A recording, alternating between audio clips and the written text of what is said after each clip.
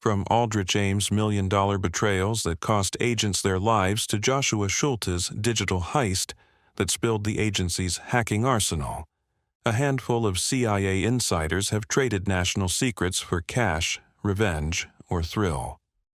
Their arrests read like spy fiction, yet each ended in handcuffs and lengthy federal sentences. This series exposes their real jobs, crimes, captures, and prison days. Stay tuned, you'll never see Langley's corridors the same. Aldrich Hazen Ames. He started at CIA headquarters in 1962 as a shy, bespectacled summer file clerk, the son of an agency lifer who seemed destined for quiet, bureaucratic success. But by 1985, mounting debts and bruised pride nudged Aldrich Ames toward a darker calling. He volunteered to the KGB, trading the identities of America's most precious Soviet agents for cash that soon filled offshore accounts and paid for a Jaguar and a $540,000 Arlington home. Within months, 9 human sources were executed, and Moscow's counterintelligence map lit up with names Ames himself had once sworn to protect. For nearly a decade, the mole burrowed deeper, defeating periodic polygraphs with vodka mouthwash and an almost supernatural calm. Inside the Langley corridors, he still taught tradecraft to rookies while using lunch breaks to signal handlers with chalk marks on drop-site mailboxes. Yet rumors swirled. Why did a middling GS-13 wear $3,000 tailored suits? Why did his wife suddenly flaunt gold bracelets and shop on Madison Avenue? In 1993, a small FBI-CIA task force quietly shadowed Ames, counting his puffy envelopes, tailing him on pre-dawn drives, and mapping 37 suspicious bank deposits. At 8:15 a.m. on 21st February 1994, agents closed the trap in suburban Arlington. Ames's blue Jaguar barely rolled to a stop before an agent barked, "Freeze, Aldrich." He pled guilty 2 months later, accepting a life sentence without parole to spare his wife a 20-year stretch. She received 63 months for assisting the payoffs. Today, inmate number 40,087-083 sits in Terre Haute, Indiana, an aging reminder that a single disgruntled insider can wreck an entire clandestine network. Inside the spy world, veterans still whisper that the CIA never fully measured the damage, or the souls Ames helped extinguish. Harold James Nicholson. When the FBI nabbed Harold Jim Nicholson on the jet bridge at Dulles in November 1996, he was lugging a camera packed with film for Moscow and a briefcase bulging with $20,000 in crisp bills, payment for betraying every CIA trainee he had ever mentored at the farm. Nicholson, a charismatic case officer who once ran the Bucharest station, had first sold secrets to Russia's SVR in the mid-1990s, furious that his promotion prospects stalled after Aldrich Ames' arrest. For $300,000, he revealed global operations, cover names, and, most damaging, the identities of fresh recruits destined for deep cover posts. Sentenced in 1997 to 23 years, Nicholson seemed finished, until guards noticed his teenage son visiting Sheridan Federal Prison with odd frequency. The FBI wired the boy and learned that Dad was coaching him to smuggle letters, codes, and routing numbers to Russian handlers in Lima, San Francisco, and Cyprus, collecting an extra $47,000 as pension money. In 2011, a judge tacked 8 additional years onto Nicholson's sentence, marking the first time a U.S. spy committed fresh espionage from behind bars. Harold Nicholson betrayed his country and his own child, prosecutors scolded as the gavel fell. Inside Oregon's Sheridan Penitentiary, Nicholson now mentors Spanish-speaking inmates and writes wistful letters about missed sunsets over the Carpathians. He will be in his mid-70s before tasting freedom, proof that even a master recruiter can fatally misjudge the loyalty of blood and the vigilance of a son longing for a normal life. Joshua Adam Schulte. Joshua Schulte was once the wunderkind of the CIA's elite engineering development group, a 20-something coder who built digital skeleton keys to pry open foreign routers and smart TVs. But workplace feuds, denied transfers, and claims of bullying sparked a smoldering anger. In April 2016, he copied entire server directories, 9,000 top-secret hacking tools, and stashed them on an encrypted drive he later sent to WikiLeaks as the infamous Vault 7 dump. The leak shattered global tech trust and torched active operations, costing the agency hundreds of millions to rebuild infrastructure. FBI agents arrested Schulte in 2018 for child pornography they discovered while hunting the breach, but the real indictment followed: espionage, hacking, contempt, and lying to investigators. Schulte represented himself at trial, delivering rambling techno-monologues that left jurors glass-eyed. Convicted in 2022 and again in 2023 on retention counts, he faced Judge Jesse Furman's cold assessment. You were driven by spite, not ideology. On 1 February 2024, Furman imposed 40 years, the stiffest sentence ever for leaking CIA cyber secrets. Prosecutors said Wilson sold Muammar Gaddafi 20 tons of C4, night vision scopes, even a hit list of exiles. Jurors, swayed by a CIA affidavit insisting the agency had cut ties, convicted him in 3 trials, and a judge stacked the sentences: 52 years, then the harshest punishment ever for an ex-operative. Wilson languished in Leavenworth and Marion, spending 12 years in solitary, but he never stopped filing FOIA requests. In 2003, his lawyers unearthed 80 documents showing the CIA had indeed used him after retirement. Furious, Judge Lynn Hughes threw out the explosives conviction, blasting prosecutors for deliberate deception. Wilson walked free in 2004 after 22 years, a gaunt 75-year-old who famously quipped, "I never sold my country out, just overbilled it." Back in Seattle, the self-styled international man of mystery penned memoir drafts and plotted lawsuits, but his heart gave out in 2012. To this day, agency veterans debate whether Wilson was patriot, profiteer, or both. The cautionary tale of clandestine outsourcing gone rogue.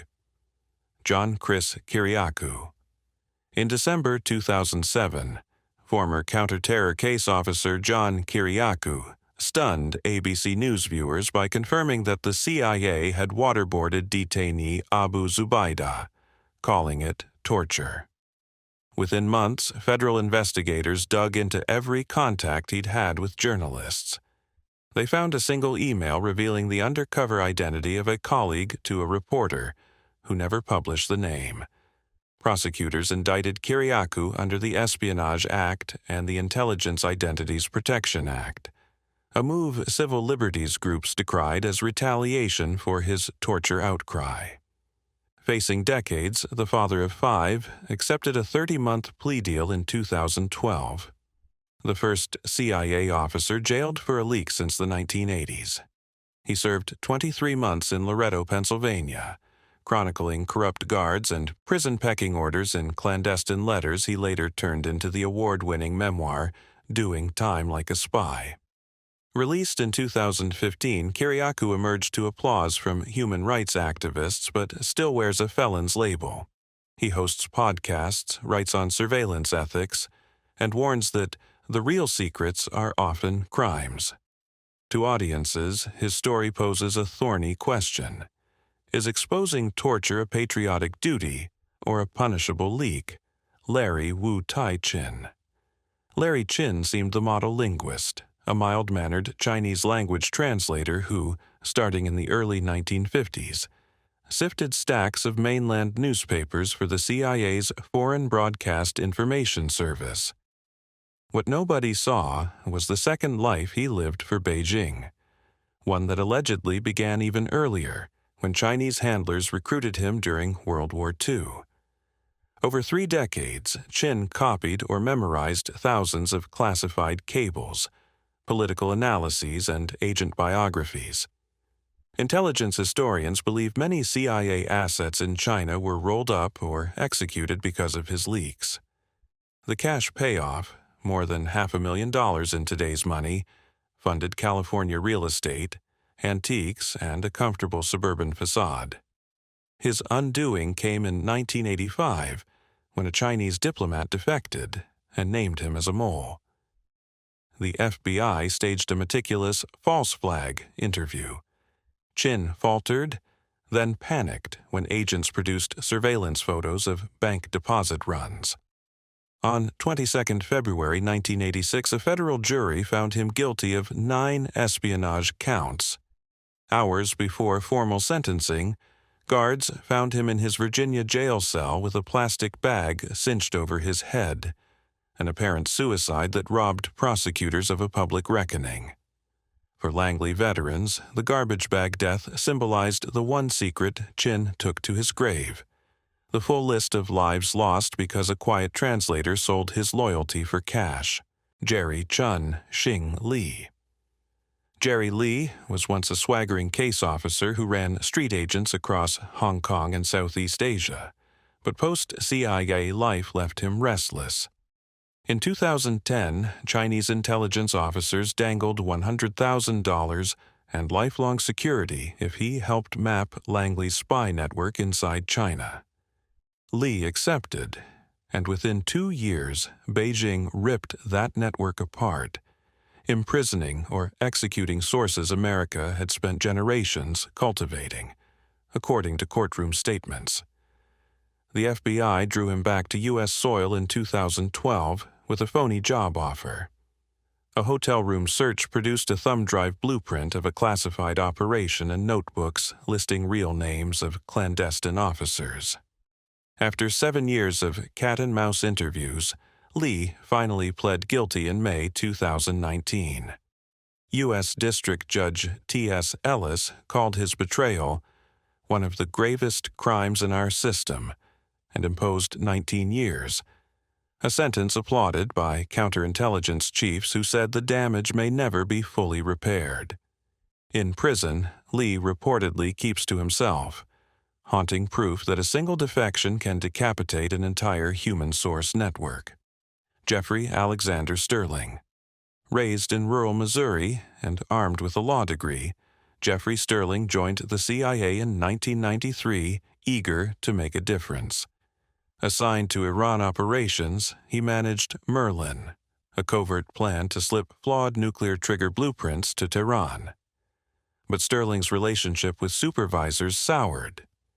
He filed a race discrimination suit, lost his clearance, and, prosecutors say, turned to journalist James Risen with secrets meant to embarrass the agency.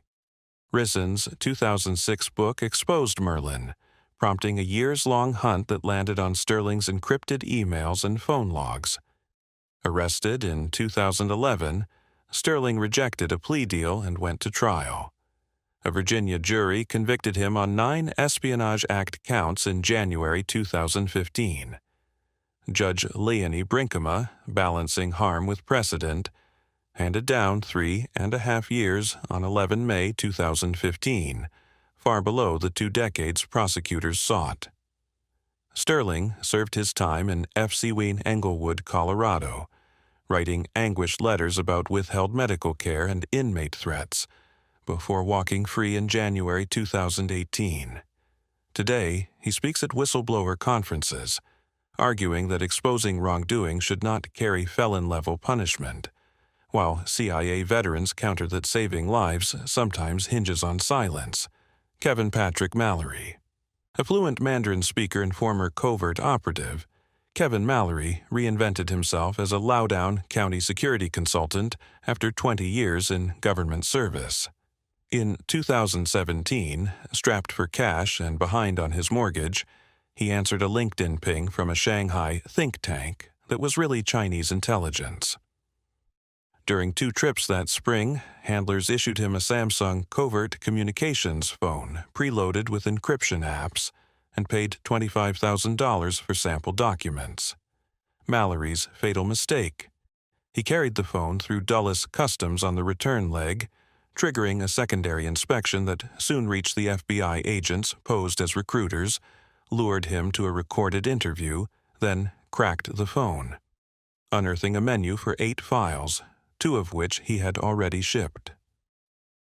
In June 2018, a jury convicted him. The judge, citing pernicious greed, imposed 20 years on 17 May 2019, the stiffest U.S. sentence for China-linked espionage short of life without parole. Mallory spends his days at USP Big Sandy, Kentucky, banned from email and forced to write letters in block capitals, an irony for a man once trusted with the world's most sophisticated comms gear. David Henry Barnett. By the mid-1970s, former Far East case officer Dave Barnett was drowning in debt from a failed Indonesian antiques venture. Desperate, he walked into the Soviet embassy in Jakarta and offered up CIA secrets for cash. Over 4 meetings, he revealed a classified operation, codenamed HA/Brink, aimed at capturing Soviet hardware sold to Indonesia, and named nearly 30 American agents in Southeast Asia. The KGB paid him $92,000 and urged him to seek staff jobs on U.S. congressional intelligence committees. In 1979, a double agent tipped Langley. The FBI quietly confronted Barnett, who resigned and returned to stateside thinking he'd dodged suspicion. A year later, he pled guilty in Washington, D.C. to espionage and drew 18 years, the second CIA officer ever convicted of spying for Moscow. Paroled in 1990, after a decade at USP Leavenworth, Barnett tried lecturing on Asian art but remained ostracized, dying of heart failure in 1993.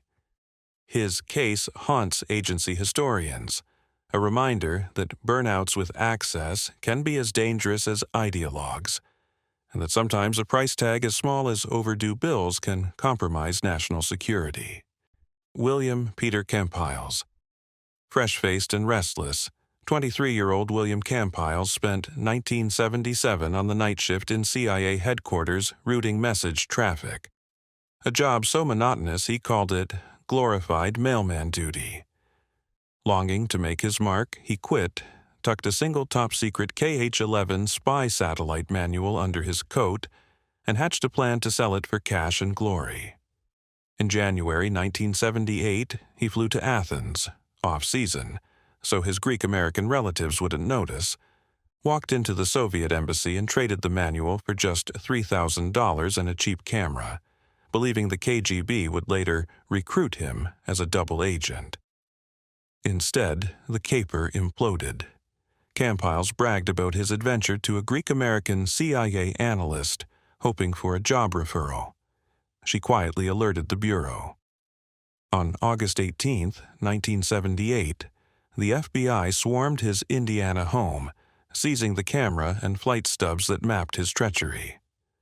Prosecutors painted him as the callow insider who gave Moscow its first full blueprint of America's orbiting eye in the sky. A Chicago jury convicted him on 6 espionage counts, 240 years on paper. A judge later ran them concurrently for 40. In prison, Campiles studied Greek philosophy, learned carpentry, and convinced a Loyola law professor to champion his appeal, winning parole after 18 years. He now lives quietly in the Midwest, still insisting he only wanted to be a real spy, an eerie reminder that ambition, boredom, and one purloined manual nearly rewired the Cold War. Thomas G. Clines. Tom Clines was a legendary paramilitary officer. Laos, Angola, and the Bay of Pigs were all on his resume, before retirement lured him into Colonel Oliver North's clandestine Iran-Contra network. Clines' offshore shell companies skimmed at least $260,000 in profits from covert arms deals, money he parked in secret Swiss accounts while filing bare-bones U.S. tax returns that claimed near-poverty wages. Independent counsel Lawrence Walsh finally pierced the web. In February 1990, Clines was indicted on 4 felony tax counts, and that September a Virginia jury found him guilty. Judge Norman Ramsey called the decorated spy a man who thought secrecy excused greed, and sentenced him to 16 months plus a $40,000 fine. The only Iran-Contra defendant who actually served hard time. Fellow operatives were stunned. Clines had trained them to stash receipts and cover trails, yet fell to the mundane crime of underreporting income. He emerged from prison still loyal to his comrades, but the episode stands as Langley's cautionary tale that even legends can be tripped by the IRS. Sharon Marie Scranage. In 1983, 28-year-old file clerk Sharon Scranage arrived at the CIA station in Accra, Ghana, lonely and flattered by the attentions of suave businessman Michael Susudis, who happened to be the Ghanaian president's cousin and an intelligence officer. Over twilight dinners, he coaxed from her the names of every Ghanaian covert asset and the locations of agency safe houses. When Scranage returned stateside in 1985, a routine polygraph needle spiked. FBI agents confronted her. She wept, confessed, and agreed to lure Susudis to a Virginia motel where he was arrested with coded notebooks in his briefcase. 18 espionage counts loomed, but Scranage pleaded guilty to 3 and received 5 years, later cut to 2, serving just 8 months after a spy swap traded Susudi for 8 compromised Ghanaian agents. Ghana expelled those agents. Some vanished. Scranage, paroled into obscurity, told friends her only crime was falling in love. Yet her case still haunts counterintelligence handbooks. The quiet clerk whose pillow talk destroyed an entire station. David A. Passaro. David Passaro, a former Green Beret turned CIA contractor, deployed to Afghanistan's remote Asadabad base in June 2003 with orders to help track insurgent rocket attacks. When local farmer Abdul Wali voluntarily walked in for questioning, Passaro's frustration boiled into brutality. Over 2 nights, he kicked, punched, and beat Wali with a heavy flashlight until the detainee collapsed and died. Unlike uniformed soldiers, civilians hovered outside military law, until Congress hurriedly amended the USA Patriot Act to claim jurisdiction. In 2006, a North Carolina jury convicted Passaro of felony assault and 3 misdemeanors. Judge Terrence Boyle imposed 100 months, declaring the sentence a warning that no one is above the law. Passaro became the first, and for years only, CIA civilian tried for wartime detainee abuse. Inside prison, he penned motions blaming Army medics and heat stroke, but appellate courts upheld the verdict. The battered Maglite entered the Justice Department's evidence vault, a grim artifact of how a single rogue interrogation reverberated all the way to Capitol Hill. Brian Jeffrey Raymond. Fluent in Mandarin and Spanish, Brian Raymond impressed superiors enough to earn plum postings, from Peru to the U.S. Embassy penthouse in Mexico City. But behind locked bedroom doors, he mixed cocktails laced with sedatives, filmed unconscious dates, and cataloged their limp bodies in 487 videos and 500 photos stored on encrypted drives. The facade cracked in May 2020 when a naked woman was spotted screaming from his embassy balcony. Mexican police intervened, prompting an FBI cyber forensics blitz that uncovered a 14-year pattern stretching across at least 3 continents. NPR. Raymond fled to California but was arrested that October. He ultimately pleaded guilty to sexual abuse, coercion, and obscene material charges. On 19 September 2024, a Washington, D.C. judge handed down 30 years, lifetime supervision, and $260,000 restitution calling the crimes a calculated campaign to exploit women in their most vulnerable moments. Victims packed the gallery. Some sobbed as footage played. Others read searing statements while Raymond, once the polished diplomat, kept his gaze fixed on the floor. His case jolted the agency, triggering an internal review of vetting and wellness programs designed to catch predators hiding behind polite smiles. Bernard Barker. A Bay of Pigs veteran and on-again, off-again CIA asset, Bernard Leon Barker considered himself a patriot fighting communism. In June 1972, he joined 4 other operatives inside the Democratic National Committee's Watergate offices, stuffing micro-mics into walls and rifling file drawers. When D.C. police crashed the party at 2:30 a.m., Barker was crouched behind a desk with $5,000 in sequential $100 bills, hard evidence of political espionage. Judge John Sirica called the break-in a burglary dressed up as politics and sentenced Barker to as much as 6 years. He served 13 months in a federal lockup before parole. After prison, he slipped back into Miami anonymity, insisting Watergate was his only felony, yet historians still debate how much of his paycheck traced back to agency slush funds. E. Howard Hunt. E. Howard Hunt spent 2 decades running coups, from Guatemala to Cuba, before the Nixon White House tapped him for dirty tricks. He scripted the Ellsberg break-in and masterminded Watergate's first reconnaissance. Arrest followed quickly, and Hunt pleaded guilty to burglary, conspiracy, and wiretapping. The once celebrated covert operator drew 33 months, emerging gray-haired and broke, a living reminder that clandestine skills don't shield you from an angry judge. James W. McCord, Jr. A former CIA electronics wizard, McCord left the agency to head security for Nixon's re-election committee. He installed the DNC phone taps and handled the burglars' radios, then blew the entire cover-up when, facing decades, he wrote Judge Sirica a letter accusing the White House of hush money schemes. Convicted in January 1973, McCord served 4 months before his sentence was cut for cooperation, but the damage was historic. His testimony ignited hearings that forced Nixon's resignation. Andrew Warren. A polyglot prodigy, Andrew Warren rocketed to CIA station chief in Algiers by 2007. Yet behind diplomatic immunity, he mixed Z drugs into cocktails, filming unconscious victims in his residence. 2 Algerian women's complaints triggered an FBI probe. Cyber forensics unearthed more videos from Egypt and Peru.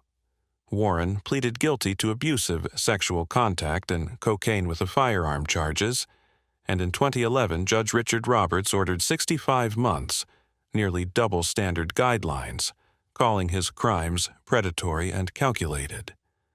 The once rising star left prison a registered sex offender, his case prompting an internal review of how the agency vets and disciplines its overseas chiefs. Frank Sturgis. Frank Sturgis boasted he'd trained guerrillas, smuggled arms, and plotted Caribbean coups under CIA auspices. Watergate made him infamous. Convicted alongside Barker and Hunt for conspiracy, burglary, and wiretapping in 1973, he served 14 months at the minimum security wing of Eglin Air Force Base. Behind bars, he swapped intelligence with DEA agents, later moonlighting as a Miami police informant, proving some spies never stopped trading secrets, even after the cell door slams. From Aldrich Ames to Brian Raymond, these fallen insiders prove the CIA's gravest threats can lurk behind its own badge. Their convictions remind us that secrets carry weight, loyalty has limits, and justice eventually arrives. Like and subscribe for deeper dives into history's hidden betrayals. Share this story to remember.